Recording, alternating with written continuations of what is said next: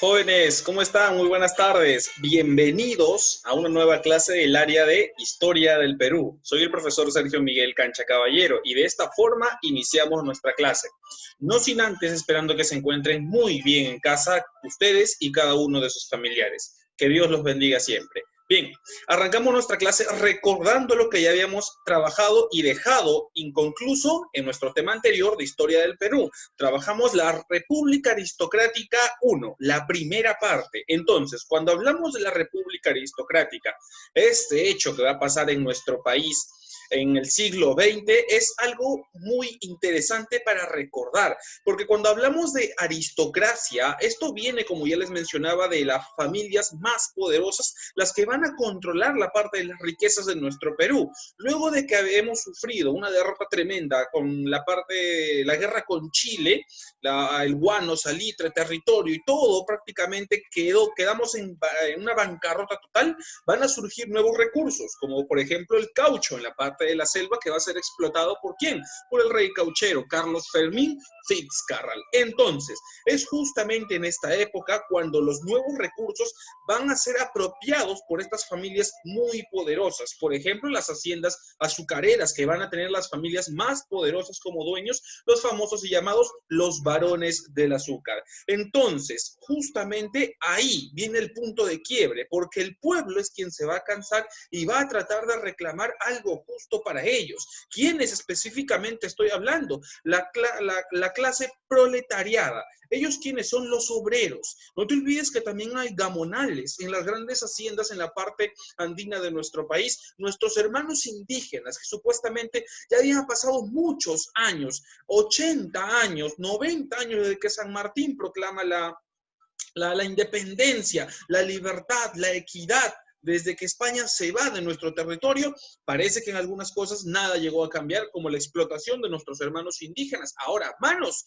de sus propios compatriotas, pero de familias más acomodadas y poderosas. Recuerda que en la República Aristocrática 1 vimos, por ejemplo, el anarcosindicalismo, con un personaje muy conocido y recordado, quien es el gran Manuel González Prada, quien mencionaba la frase, los viejos a la tumba y los jóvenes a la obra. Llamaba también a la lucha para reclamar unas condiciones justas para los obreros y para esta clase del proletariado, que simplemente eran explotados, no tenían condiciones favorables en su trabajo, tenían que pagar su propio seguro. Entonces todo eso no favorecía a esta clase y a las horas de trabajo intensas que realizaban en las fábricas de nuestro país. Y por eso es que se van a dar, por ejemplo, las protestas. La primera gran protesta en la parte de los trabajadores portuarios del Callao, donde va a morir el primer mártir de la lucha obrera. ¿Quién es? Florencio Aliaga. Se convierte en el mártir de esta lucha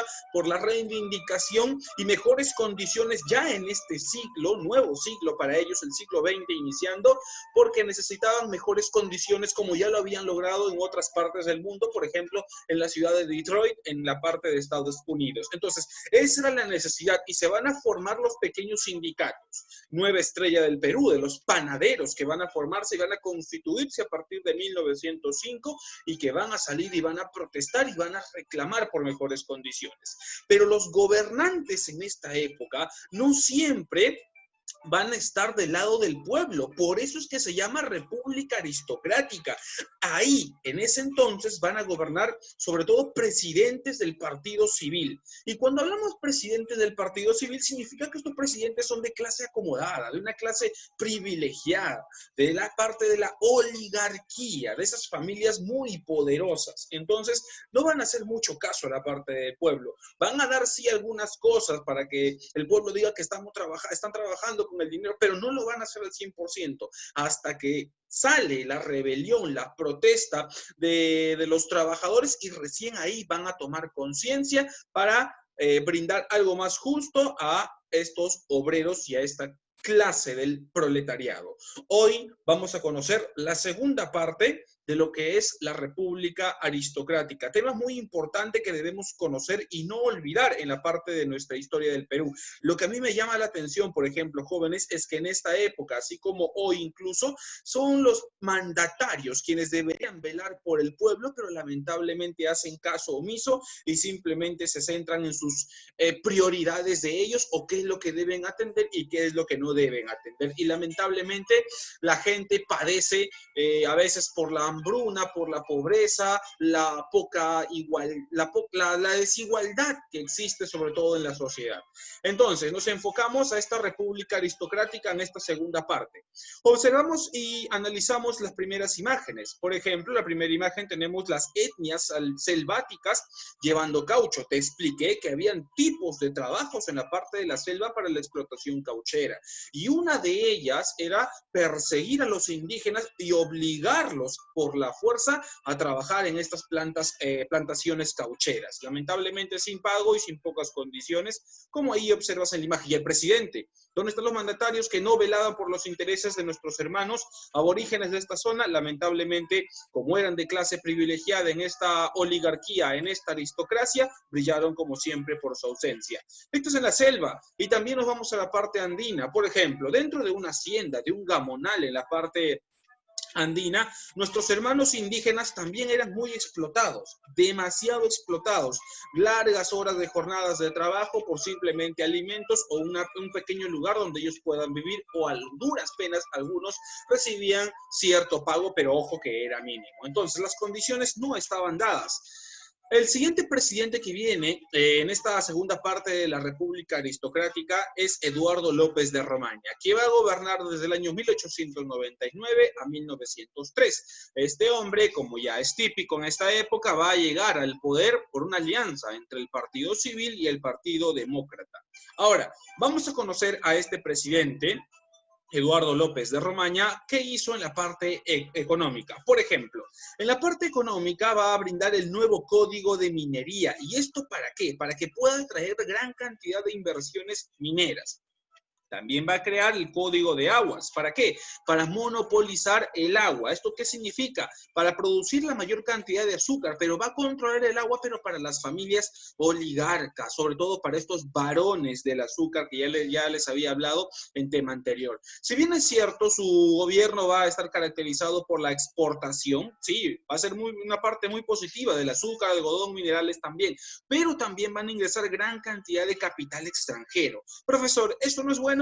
Al 100% no. ¿Por qué? Porque, por ejemplo, en el año de 1902 se va a instalar en nuestro país la Cerro de Pasco Mining Company. Esta es una empresa norteamericana que va a controlar la parte minera de la Sierra Central del Perú. Así es, joven, señorita, te estoy hablando que los mismos peruanos, nosotros tenemos recursos en cantidad, pero nosotros mismos no lo explotamos, sino es que nuestros gobernantes han ido entregando todo este tipo de recursos a las grandes empresas y a cambio han dejado poco. Han invertido, sí, pero no como debería. O si es que nosotros mismos hubiésemos explotado estos recursos, nos hubiésemos beneficiado mucho más. Entonces la Cerro de Pasco Mining Company va a explotar la gran cantidad de recursos mineros en esta zona y obviamente con reglamentos que el Estado le va a brindar a favor de ellos, sobre todo, y un proteccionismo hacia sus empresas y hacia la explotación.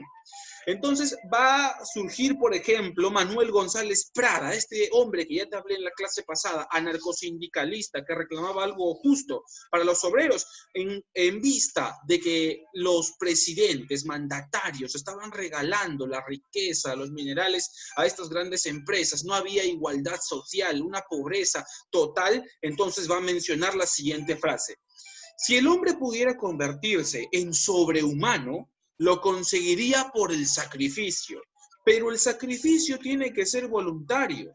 No puede aceptarse que los poseedores digan a los desposeídos: sacrifíquense y ganen el cielo, en tanto que nosotros nos apoderamos de la tierra.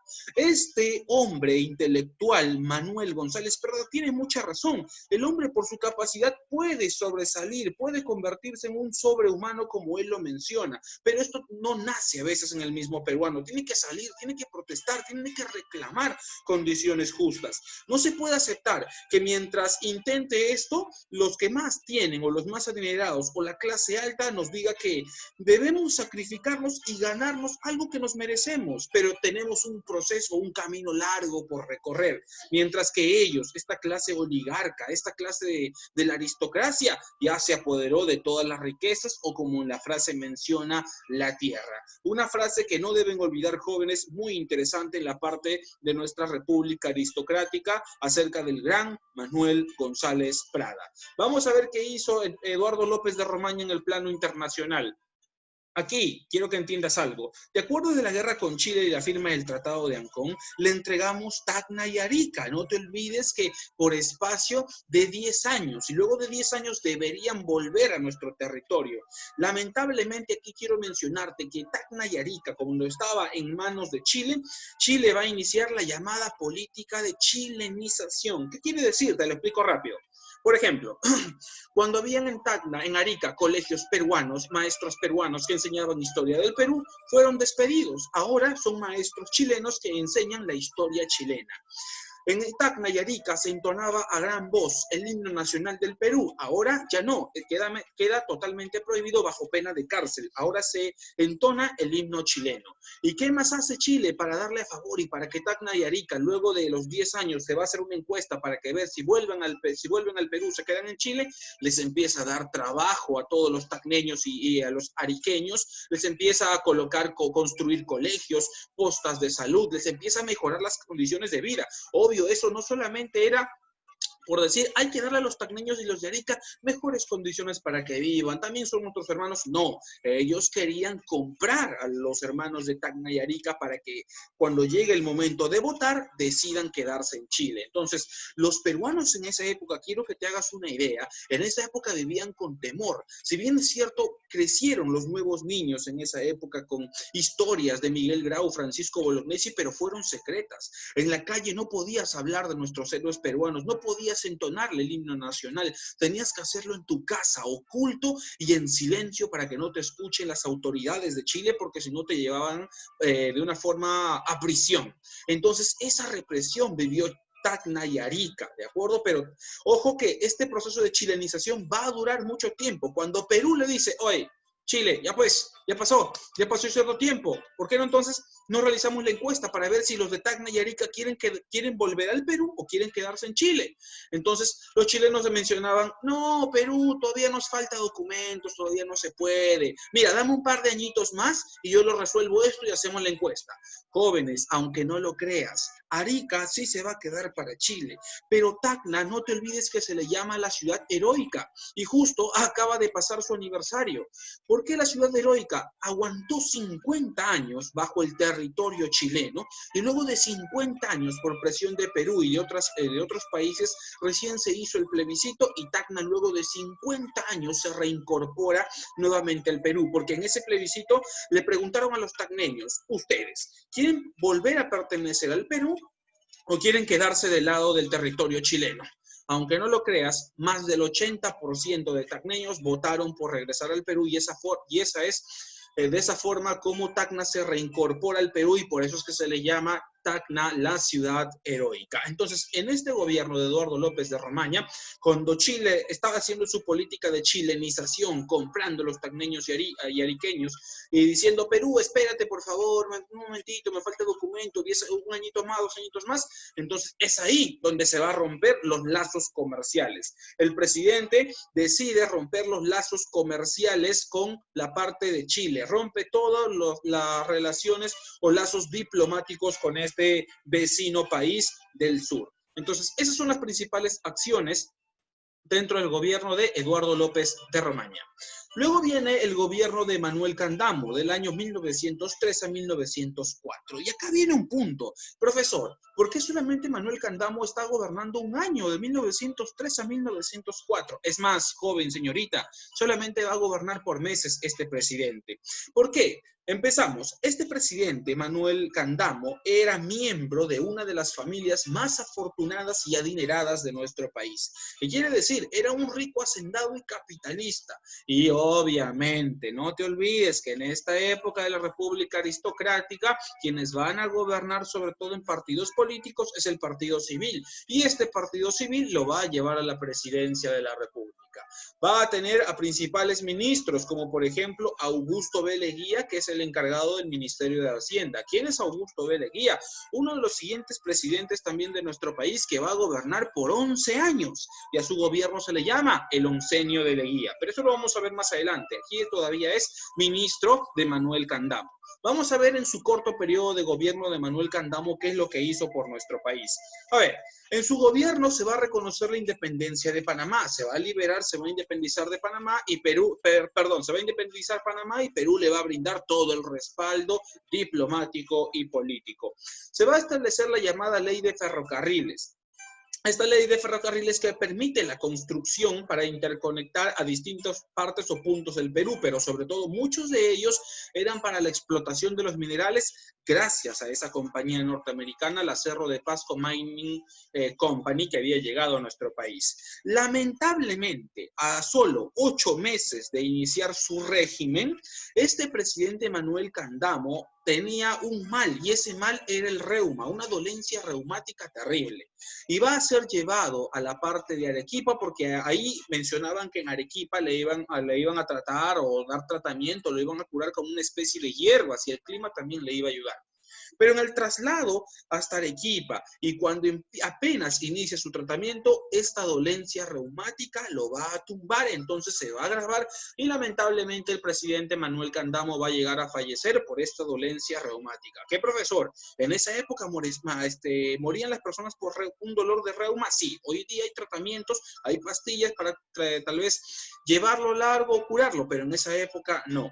Entonces, cuando muere, va a ser reemplazado por el vicepresidente Serapio Calderón. Y a la vez va a convocar a elecciones presidenciales donde va a triunfar nuestro siguiente presidente de la República. Y este siguiente presidente es José Pardo Ibarreda. Y también es representante del Partido Civil. Justamente ahí vamos a ver al gobierno del presidente José Pardo Ibarreda de 1904 a 1908. Este hombre era hijo de Manuel Pardo y Lavalle, quien era el fundador del Partido Civil. Este representaba también, pero a una nueva generación de civilistas con anhelos renovadores y el desarrollo del país, porque recuerden que estamos iniciando el siglo XX, desde el año 1900 en adelante.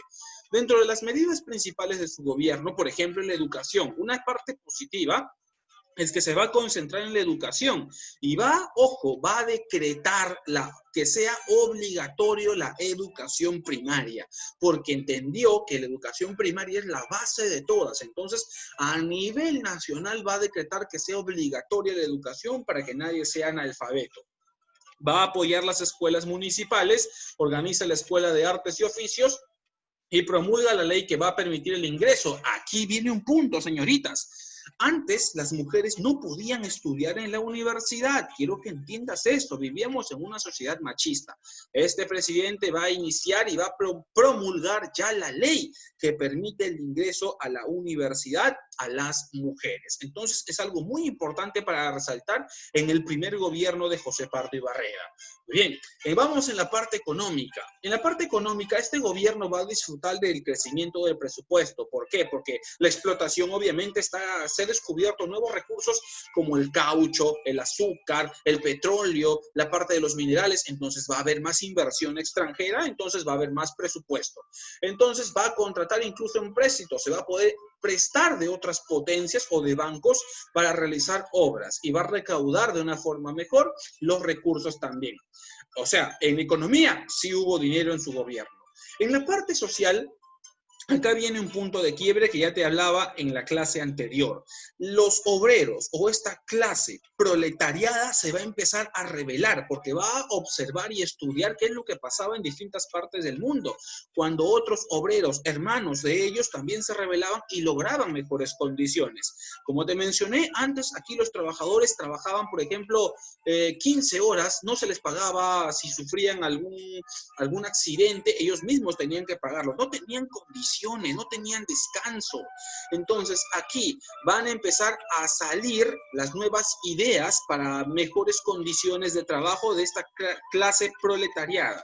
Entonces el diputado civilista, por ejemplo, José Matías Manzanilla, va a elaborar un proyecto de ley que reconoce, o sea, brinda mejores cosas a esta clase obrera, trabajadora, pero lamentablemente no va a ser aprobada. ¿Por qué? Porque la mayoría en el Congreso era civilista.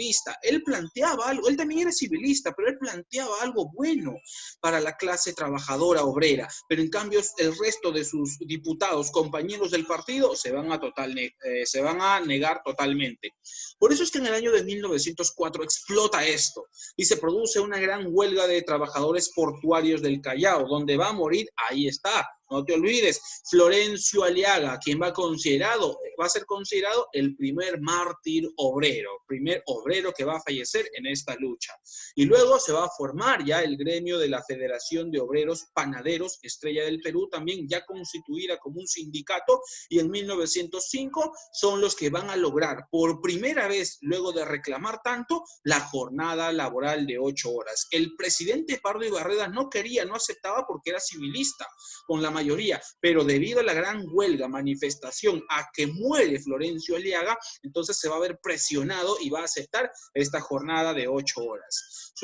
Van a surgir estos hechos principales, como también en el campo social se van a comprar para la Marina de Guerra los cruceros Grau y Bolognesi, para la Defensa Nacional. Se va a construir el famoso cementerio de la Cripta de los Héroes, donde reposan los restos de nuestros héroes nacionales que combatieron en la guerra con Chile y distintos héroes también que lucharon en distintas épocas o campañas de defensa de nuestro país. Y se va a inaugurar el gran monumento que conocemos a Francisco Bolognesi en el año de 1905.